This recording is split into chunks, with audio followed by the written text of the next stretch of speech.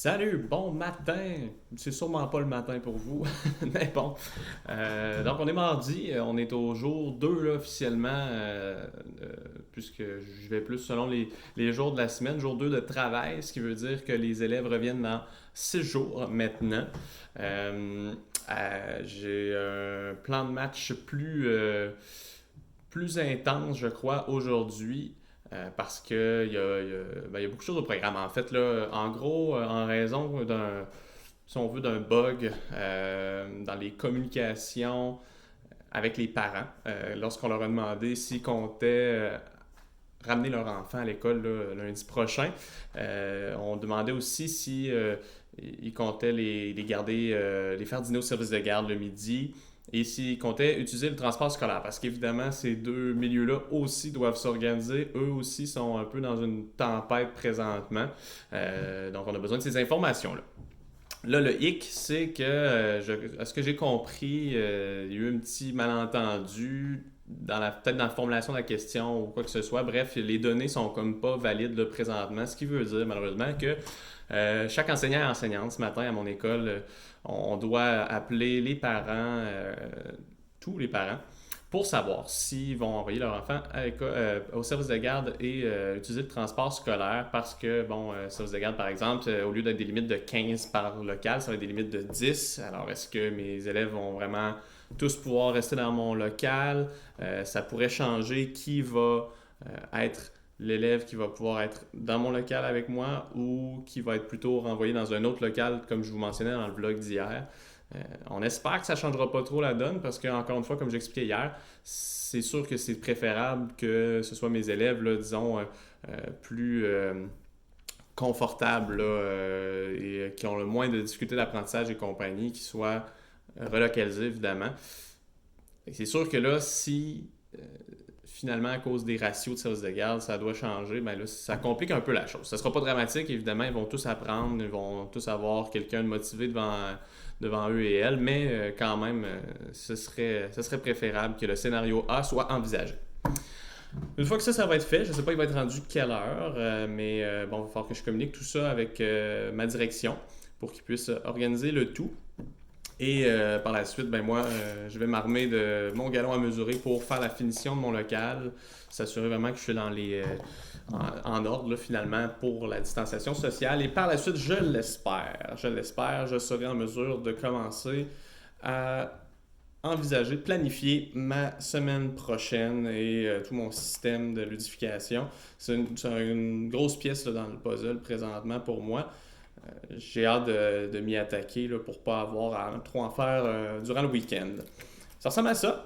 Je vais essayer de vous fournir quelques images, encore une fois, de ma journée dans l'école. Tout ça m'a l'air tellement naturel. Ah là là. Savez-vous ce qui serait pas pire présentement? Ce serait qu'on fasse ça avec les élèves pour leur enseigner les notions de mesure, de conversion d'unités de mesure. Ça serait super intéressant. Mais pas le choix, faut faire ça avant qu'il arrive.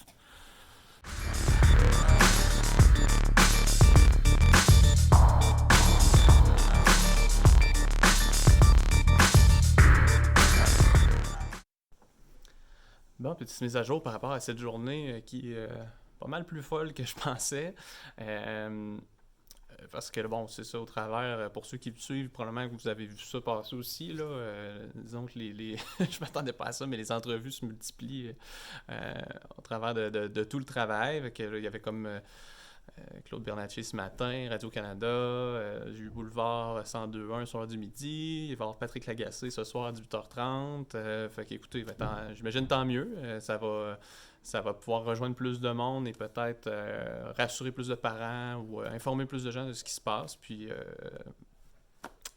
c'est ça, tant mieux. Puis peut-être qu'en même temps, ça va donner un peu de visibilité à la ludification, à ce que je pratique. Là. Fait que je vais pouvoir mettre un peu d'emphase là-dessus aussi dans les prochaines capsules, là, quand je vais être plus en mode planification. Parce que finalement, j'ai pas pu faire ça aujourd'hui.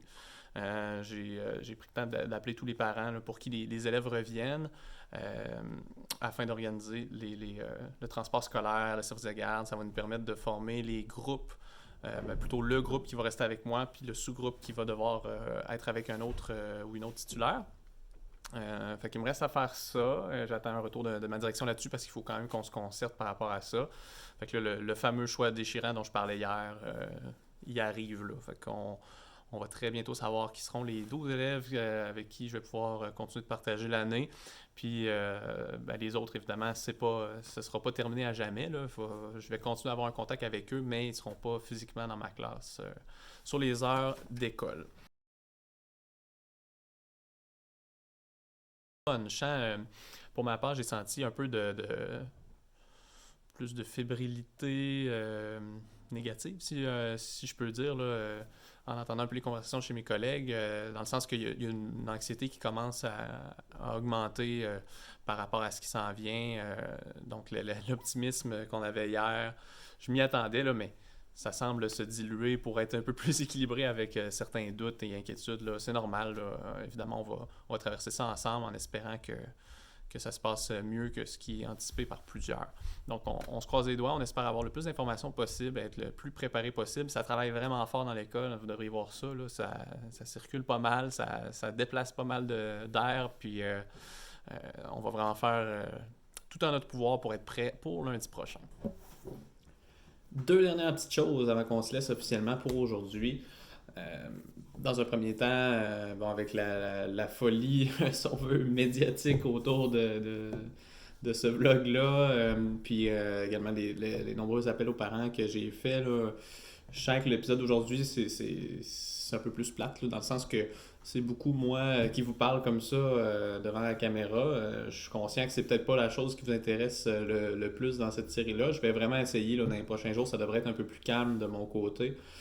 Au travers de la préparation, je vais vraiment essayer de plus vous donner un point de vue première personne, là, donc sans qu'on me voit nécessairement.